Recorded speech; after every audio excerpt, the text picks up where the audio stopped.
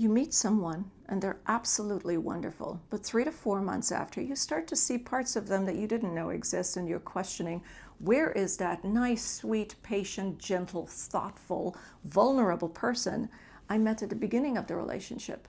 Well, what happens often is that we meet someone and it's nice, it's exciting, it's refreshing. The person shares and we feel very connected, and we leave thinking, this is someone I'd like to see again. And after the second date or the third date, you're thinking, this is someone I could really build with. This is someone who shares. This person sounds mature. It must be a secure within themselves person.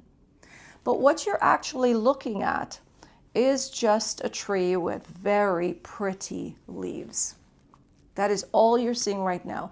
It takes time to know what a person can really give to you, and for you to decide if this is someone who could give you something that is healthy for you and your body and your needs. So right now, you're looking at a beautiful tree, lush green leaves, and you're thinking, gosh, this is gorgeous. But what your mind starts to do is say, wait a second, this thing is producing apples. And I love apples, but you haven't seen it yet. You're just looking at a beautiful tree and assuming that it's going to give you apples. In 3 to 4 months, when people start to change, when they start to, well, not so much change, but relax into themselves, and they feel comfortable sharing more of themselves, that's when you start to see that they may shut down when they're uncomfortable. You might start to see that they get a little anxious when they don't hear from you. And you start to wonder, where is the person, the patient, kind, and communicative person that I met in the very beginning? So what you start to see is that the tree is actually giving you mangoes.